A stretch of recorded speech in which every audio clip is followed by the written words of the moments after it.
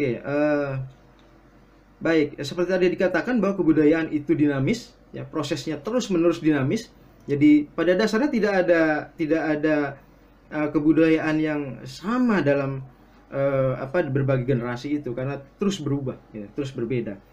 Kemudian inovasi ke arah kolektivitas itu tentu saja harus menjadi patokan, ya, agar bangsa yang hibrid ini tetap bisa bersatu, gitu ya. Inovasi ke arah kolektivitas dan persatuan itu sebagai bangsa itu harus menjadi patokan. Jadi kalau ada upaya untuk inovasi, saya kira inovasi kebudayaan yang tidak melupakan seperti kata Bung Hatta itu, jati diri kita adalah bangsa yang kolektif, gitu.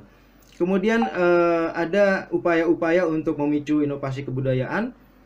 Saya kira pemerintah sudah melakukan beberapa hal, ya, seperti ada kongres kebudayaan, ada kemudian kemah budaya. Saya kira yang akhir-akhir ini gencar dilakukan oleh Kemendikbud, ya. Tadi Bu Dia sudah dari sana. Saya kira program katakanlah program mahkota dari Direktorat Jenderal Kebudayaan sekarang ini ada sepertinya kemah budaya itu, kemah budaya kaum muda, di mana di situ memang terjadi interaksi antar budaya. Itu saya kira inovasi atau inisiatif pemerintah yang baik sekali, gitu ya. Selain itu tentu kita patut bersyukur juga bahwa masyarakat di berbagai daerah juga selama ini sudah melakukan berbagai interaksi budaya yang kemudian menjadikan relasi yang harmonis, gitu, menghasilkan relasi yang harmonis antar masyarakat, seperti pertunjukan dan pameran budaya, gitu. Kalau kita lihat misalnya di Bengkulu ada namanya Festival Tabot. Festival Tabot itu dilaksanakan oleh kaum Syiah, ya. Dan itu bisa terlaksana setiap tahun dengan damai, padahal mereka hidup di tengah-tengah kaum Sunni. Dan itulah ciri khas bangsa Indonesia, gitu, di mana Syiah dan Sunni di Arab sana itu berantem terus, saling bunuh-membunuh terus.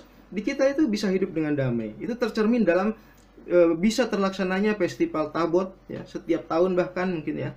Dan saya kira itu contoh dari Indonesia hibrid yang bisa terkelola dengan baik, gitu.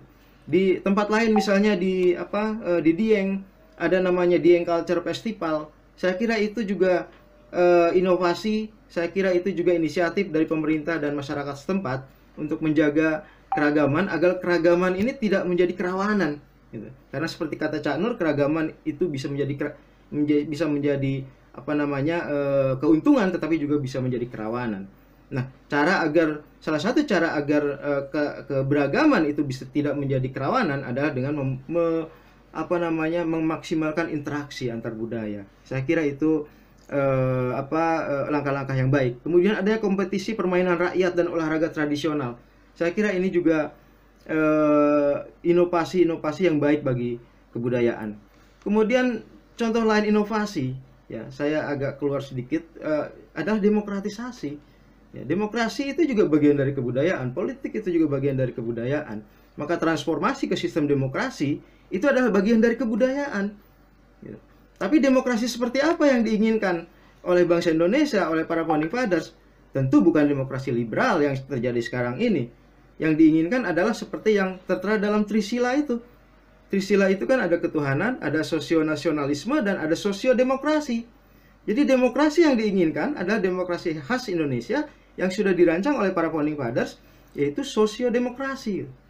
Di Eropa ada demokrasi sosial. Saya kira Kak Mian jagonya lah soal demokrasi sosial. Nah, apakah demokrasi sosiodemokrasi itu mirip dengan demokrasi sosial? Saya kira perlu penelitian lebih mendalam lagi. Tetapi kalau dilihat dari poin-poin posisi dalam sosiodemokrasi, saya kira ada kemiripan, ya, antara demokrasi sosial di Eropa dengan sosiodemokrasi. Tetap pro pasar, ya, bukan seperti sosialisme komunisme yang anti pasar. Sosiodemokrasi itu tetap pro pasar, sebagaimana demokrasi sosial juga tetap pro pasar. Tetapi berbeda dengan liberalisme kapitalisme, demokrasi sosial atau sosiodemokrasi itu pasar yang terkoordinasi, pasar yang tidak diserahkan sepenuhnya pada invisible hand-nya Adam Smith, gitu.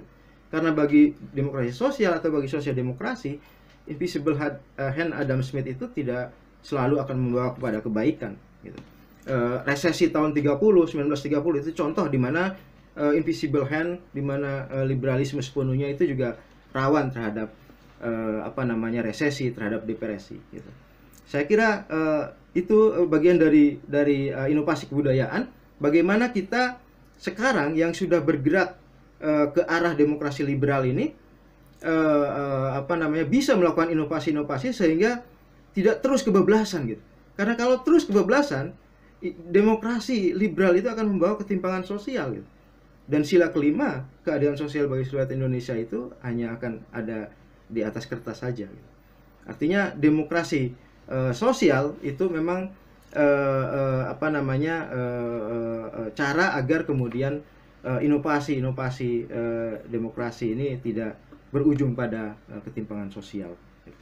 Oke, saya kira terkait dengan strategi inovasi, ada konsolidasi, ada koordinasi yang dilakukan oleh pemerintah dan oleh masyarakat, yang semuanya ada dalam payung tadi UUD 45 dan kemudian ada Undang-Undang 5/2017 seperti yang tadi dipaparkan oleh pembicara sebelumnya gitu.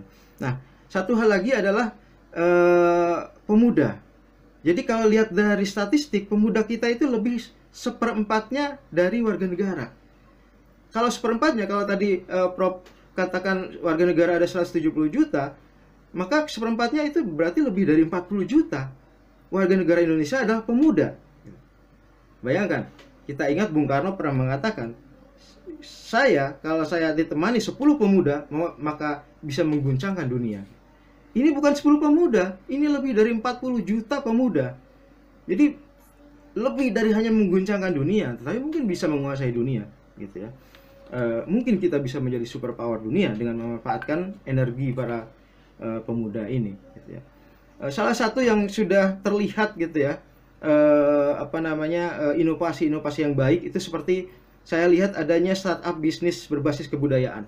Itu mulai menggejala, saya kira, startup bisnis berbasis kebudayaan, gitu ya. Dan ini perlu terus dikembangkan karena dengan begitu kebudayaan itu akan menjadi hal yang menarik, gitu ya. Karena ada nilai ekonominya juga. Kita lihat misalnya contohnya ada tradisional sport di Bali, ya. Ada magoak-goak, ada kemudian tradisional sport yang lain, dan saya kira di daerah-daerah sudah mulai muncul. Nah, ini dilakukan oleh sekelompok pemuda yang mendirikan perusahaan, kalau tidak salah namanya Traya, gitu ya. Jadi kita bisa ikut paket wisata, dan paket wisata itu isinya adalah bermain tradisional sport itu, gitu.